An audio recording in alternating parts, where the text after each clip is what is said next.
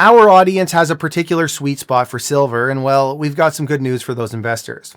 Another silver producer has posted their fourth quarter financial results. The latest and one of the last names to publish their fourth quarter financial results is Santacruz Silver, a semi-mid-tier operator focused on Latin America, who operates a series of small-scale mines alongside a processing plant. Let's dive in. Don't miss the Rural Symposium for Natural Resource Investing happening July 7th in Boca Raton. If you can't make it in person, that's not a problem. You can get your ticket to watch live online or on demand. We'll be there with the deep dive, so if you make it out to Boca, come say hi at our booth. If you want to sign up, click on the link in the description to get your pass. Santacruz in the fourth quarter posted top-line revenue of $82 million, which was a 42% improvement on a year-over-year basis from $58 million. The figure follows the sale of 3.5 million silver equivalent ounces in the fourth quarter at an average realized price of $31.77 an ounce, as compared to 3.8 million silver equivalent ounces sold in the year-ago period at an average realized price of $22.47 an ounce. Gross profit for the quarter totaled $25 million, a 264% improvement from negative $15.4 million in the comparable period a year ago. However, that comparison is a bit unfair as a result of $23 million in impairments taken in the fourth quarter of 2023 related to mine operating costs, which quite frankly skews much of the remaining figures here. Operating income came in at $19 million in Q4 of 2024, as compared to negative $20 million in the fourth quarter of 2023, while net income ballooned to $21 million or 6 cents per share in Q4 of 2024, as compared to just $491,000 or 0 cents per share in the comparable period.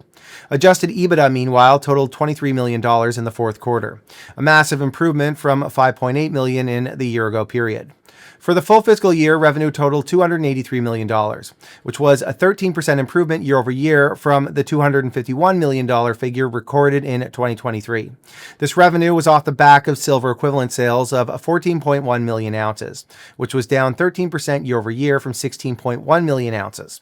The decline in ounces sold, however, was more than offset by the rise in the average realized price per ounce of silver equivalent sold, which jumped 25% year over year, going from $22.90 an ounce to $28.74 an ounce. Gross profits, meanwhile, ballooned 1,700% year over year, moving from $3 million to $57 million, which again was a result of that impairment in Q4 2023, leading to a net income increase of nearly 1,600%.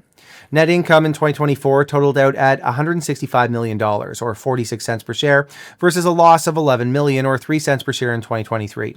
Adjusted EBITDA improved from $18 million to $53 million year over year. Net cash generated from operating activities, meanwhile, improved from $30 million to $54 million year over year. Santacruz Silver ended the year with cash and cash equivalents of $36 million versus $4.9 million as of the end of 2023, while working capital improved from negative $49 million to positive $46 million. Okay, let's take a look at the production figures here. Santacruz Silver in the fourth quarter managed to produce a total of 4.7 million ounces of silver equivalent, as compared to 5.8 million silver equivalent ounces in the fourth quarter of 2023. Broken out production this year consisted of 1.8 million ounces of silver, 23,000 tons of zinc, 2.9 thousand tons of lead, and 248 tons of copper.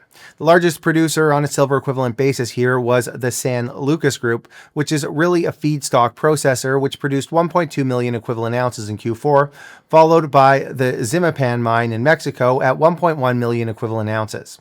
Cash costs on a silver equivalent basis in the fourth quarter came in at $22.38 an ounce, as compared to $17.74 an ounce in the year-ago period, while all-in sustaining costs totaled out at $27.83, as compared to $21.37 an ounce in the fourth quarter of 2023. The main driver here appears to be San Lucas, who of course is only clipping a small fee when it comes to processing a third-party feedstock, driving aggregate costs higher.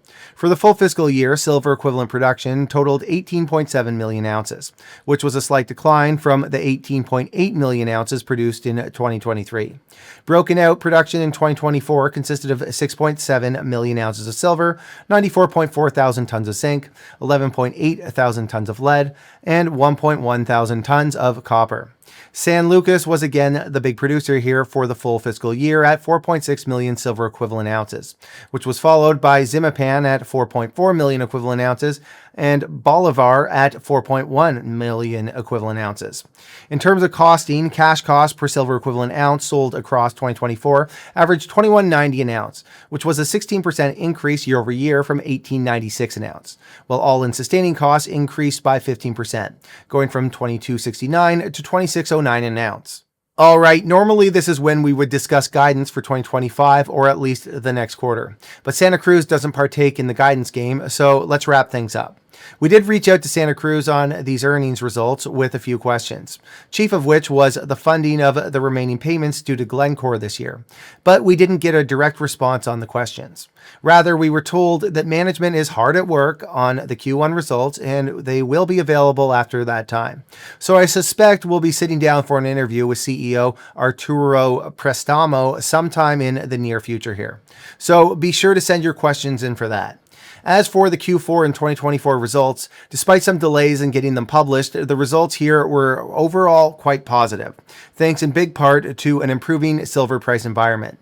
The company managed to turn around their working capital deficiency in a big way, which has them set on solid ground for 2025, and that's good to see.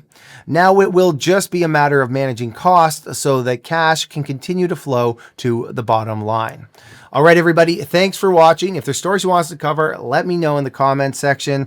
As you can see, we continue to reach out to companies. We're going to try to get you guys the best insights we can. We're not here trying to find, non-public material information. We're just trying to get those additional insights to help get you guys the color you guys need when you're trying to perform your own analysis on these financial statements. And hopefully we're giving you guys some help here. Like I said, if there's stories you want us to cover, let me know in the comment section. Also, if you enjoyed this content, do me a favor, smash that like button, subscribe, ring that notification bell. All right, everybody, thanks for watching.